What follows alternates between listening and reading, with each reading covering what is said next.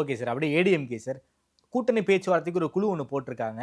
அங்கேயும் பேச்சுவார்த்தை அபிஷியலா ஆரம்பித்த மாதிரி தெரியலையே. அங்க என்ன சார் பிரச்சனை போய்க்கிட்டு இருக்கு? யார் கூட பேச்சுவார்த்தை நடத்தணும்? பிஜேபி கூட? பிஜேபி கூட பேச்சுவார்த்தை அது இன்ஃபார்மலா போயிட்டு இருக்கு. ஓகே. பாமகவும் இன்ஃபார்மலா போயிட்டு இருக்கு. ஓகே. மீதி கட்சிகள்லாம் இது 2 முடிவு பண்ண அப்புறம் தான் பண்ணோம். ஓகே. அதிமுக ஒரு ஃபார்மாலிட்டிக்கு ஒரு குழு அமைச்சது. இப்போ அதிமுகவும் பாஜக நேரு உட்காந்து தான் பேசணும் முடிவு பண்ண இல்ல நினைக்கிறீங்களா? பேக் சேனல் சொல்லி நயினார் நாகேந்திரன் எதிர உட்காந்து பேசுவாரா? முடிவு பண்ண இடத்துல இருக்காரா? அண்ணாமலை முடிவு பண்ண இடத்துல இருக்காரா? இல்ல. டெல்லி சொல்லும் 30, 25, 40 அங்க சொல்ற மேட்டர் தான் ஓவர். ஓகே. அதுவே சொல்லும் doctor Anbumani you take 10, you take 15, Vasan take 5.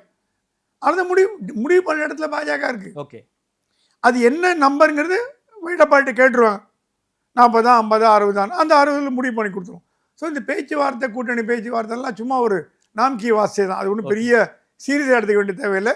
Delhi முடிவு பண்ணுறது தான் எல்லாம் முடிவாக போகுது. டெல்லி முடிவு பண்ணுற வேட்பாளர் மட்டும் ஜி கே வாசன் முடிவு பண்ணுவார், கிருஷ்ணசாமி முடிவு பண்ணுவார், இவர் ராமதாஸ் முடிவு பண்ணுவார். கிருஷ்ணசாமி இன்னும் பேசி உள்ள வரப்போறாருன்னு கேள்விப்படுறோம், வந்துருவாருன்னு கேள்விப்படுறோம், இந்த வாரம் வந்துருன்னு கேள்விப்படுறோம். சின்ன கட்சிகள்லாம் வேறு வழி இல்லைங்க. ஒன்று திமுகவோட போகணும், இல்லை அதிமுகவோட போகணும். தனியாக போட்டி போட்டால் காணா போட்டி எல்லாமே. நான் ஒரு கட்சின்னு சொல்ல, நேம் பண்ணி சொல்ல, பொதுவாக. ஓகே. இப்போ திருமாவளவனே தனியாக போட்டி போட்டால் என்ன அவருக்கு தெரியும்? மார்க்சிஸ்ட் தனியாக போட்டி போட்டால் டெபாசிட்டே வராது. கோயம்புத்தூரில் டெபாசிட் வராது. ஓகே. அதான் ஸ்டாலின் கேட்டாராம், எந்த ஊரில் கம்யூனிஸ்ட் எம்பியை வந்து ஜெயிக்க வச்சு காமிச்சிருக்கோம், வெங்கடேஷ் ஜெயிக்க வச்சு காமிச்சிருக்கோம், எம்பி கொடுத்துருக்கோம், எம்எல்ஏ கொடுத்துருக்கோம். கேரளாவை தவிர உங்களுக்கு கம்யூனிஸ்ட் எம்எல்ஏ இருக்காங்களா, எம்பி இருக்காங்களா? தமிழ்நாட்டில் நாங்கள் தானே ஜெயிக்க வச்சு காமிச்சோம். அது கூட எல்லாம் இந்த மாதிரி நீங்கள் பேசுறீங்களே. அதுவும் டிஎம்கே கிரவுண்டு, ஒன்று மதுரை, இன்னொன்று திண்டுக்கல்.